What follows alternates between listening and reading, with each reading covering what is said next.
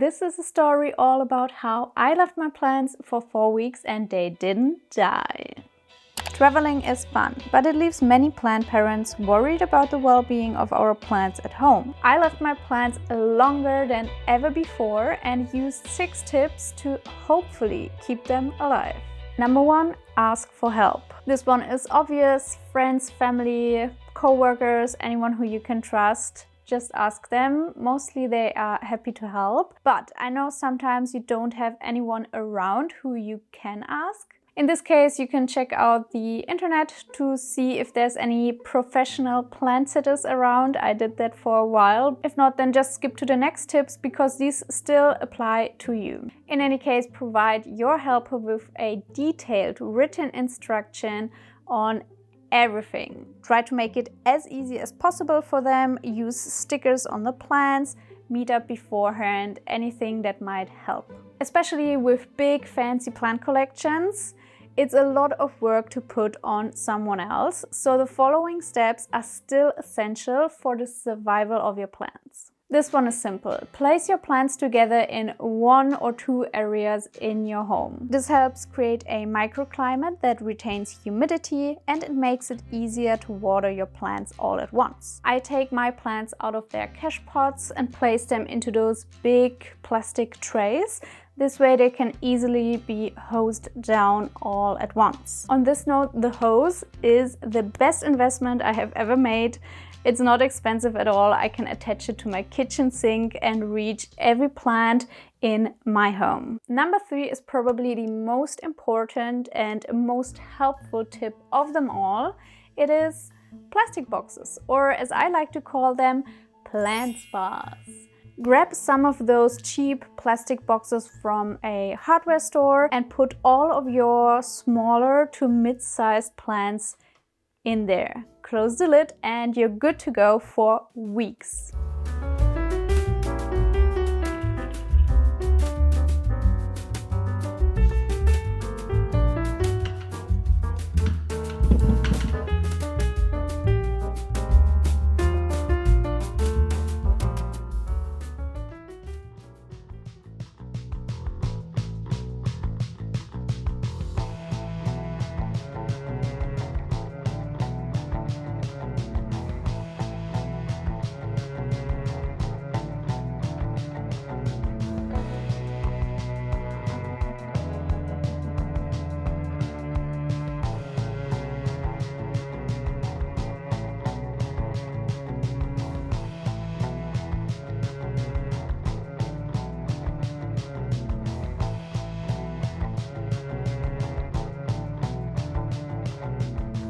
These babies won't need any attention whatsoever, and this is the best way to reduce the overall workload for anyone that might be helping you. Or if you can fit all of your plants into boxes, then you wouldn't need any help at all.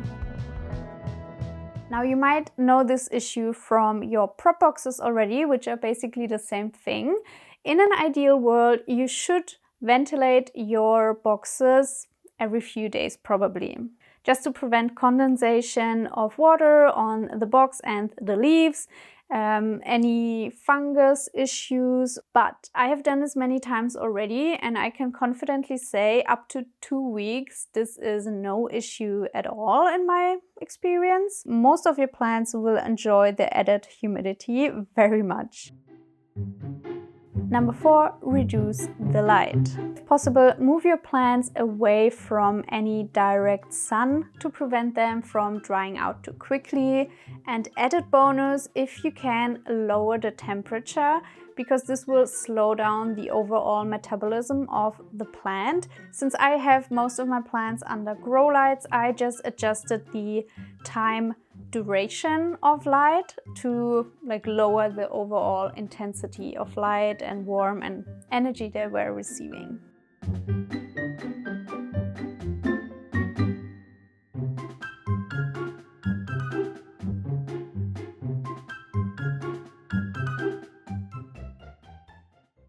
Number 5, watering. I'd say up to 2 weeks you can probably get away with no help at all if you do it right. I mean, you know your plants best, so you will have to be the judge of that. If you will be gone for an extended period, you can consider using self-watering systems or placing a water bottle or those clay spikes upside down into the soil to provide a slow release of moisture. Personally, I feel most of these solutions aren't really feasible for a large collection. I cannot buy 200 clay cones and stick them in all of my pots.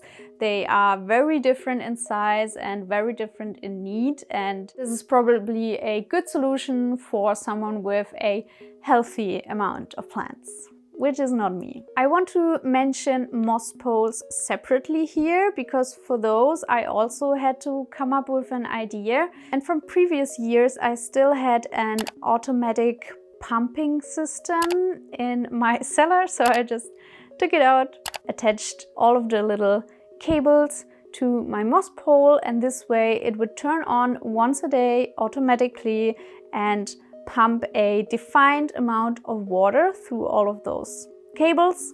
If it wasn't so ugly, it would be a great system to install permanently, and then you wouldn't have to worry about keeping your moss poles moist. And these poles weren't touched at all over the span of 4 weeks, and it worked really well actually. Number 6, choose the right time. This is somewhat of a bonus tip, which isn't really applicable all of the time. But if you can, choose the date or the time of your travel wisely, meaning if you can avoid extreme weather conditions, so in the midst of summer or winter, it might not be smart to leave your plants alone for a longer time. I was gone in autumn and my neighbor had to come in once a week or once every 2 weeks to water specific groups of plants that I had made. Let's just see what happened after I returned from Japan and if my tips were actually helpful or not. Guess who's back at home? It's me. So I've been home for a week already and I did check all the plants first thing when I got home, of course. There were 2 plants that dried out a little, but this was totally my fault. There are a few things that I was worrying about already before traveling, so if anything, then it just got worse or stayed like the same. That's not her fault. But all the rest, my neighbor did great.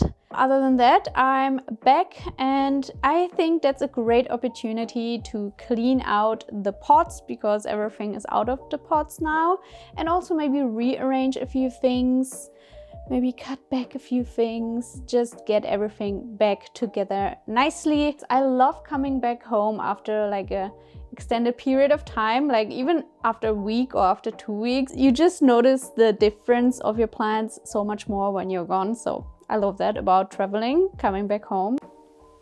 Ficus go back into the bedroom. I guess another repot would be advised as well. All nice and clean back into their pots and back to their spot. I even got a new Anthurium crystallinum leaf while I was gone. Just look at this beauty. It's getting bigger again, which is very nice.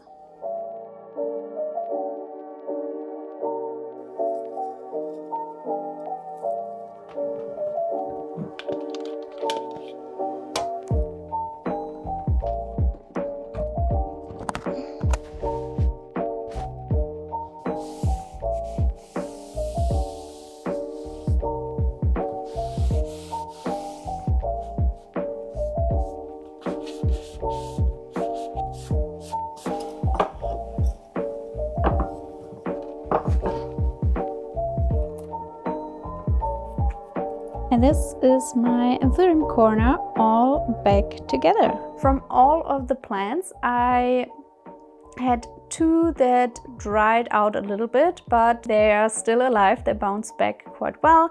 This verrucosum on this moss pole somehow didn't get enough water. And then one of my ferns also was a little thirsty. I would say 100% of my plants survived for now. I hope it stays that way. I hope nothing got overwatered too much, but I'm pretty happy with it.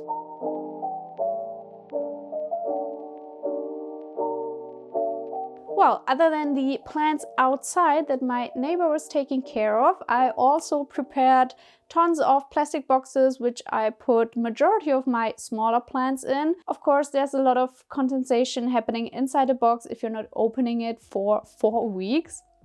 But other than a few leaves that turned into mush, I think we're pretty good. Let's check the boxes together, shall we?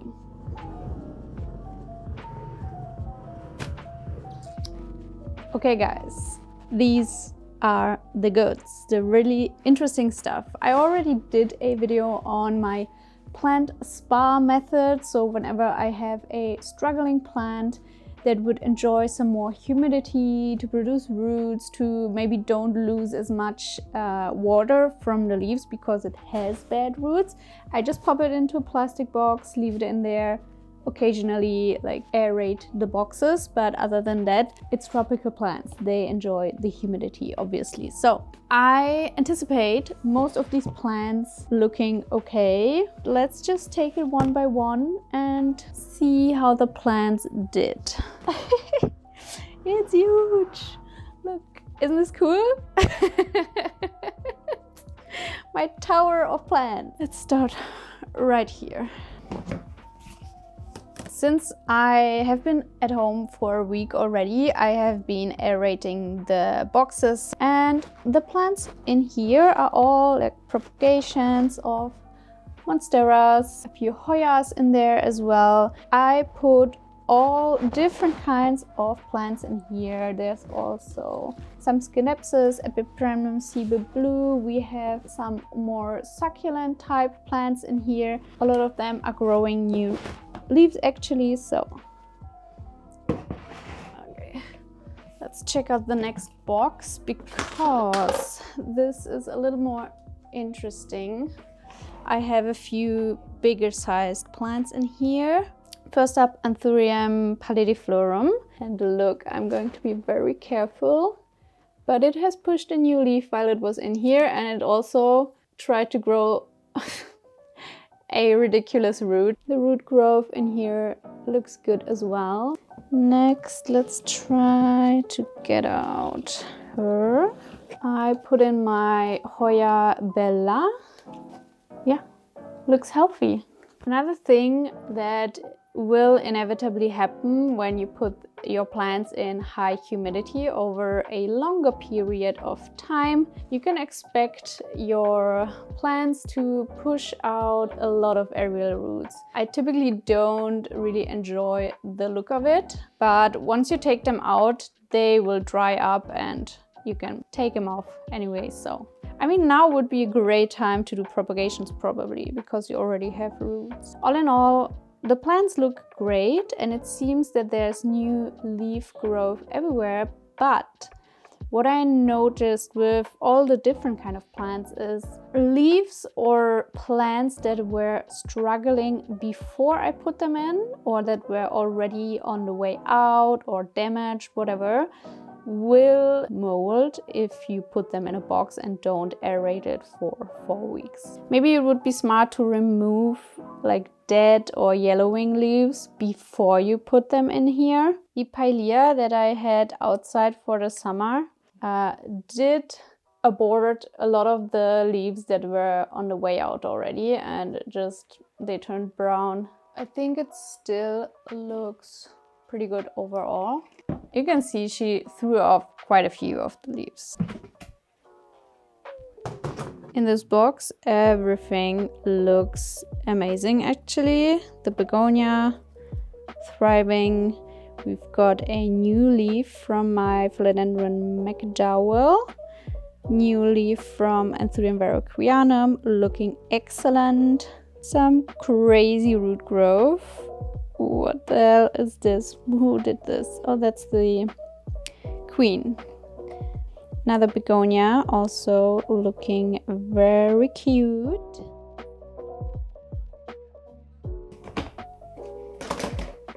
Okay, more Hoyas. Scindapsus, Begonia, Philodendron. Got a new leaf on this Philodendron. That is in pon, by the way. Syngonium wendlandii. Also looking good. Hoya, what is it? Latifolia. Gorgeous, gorgeous, gorgeous. The Scindapsus pictus has a few leaves that also like molded, probably older ones or damaged ones. All in all, it looks healthy though. We got one fail so far, which the plant isn't dead, but it didn't do well in there. As for my corticiforms and succulent plants, I just didn't water them at all because it was fall and they were about to lose all of their leaves anyway.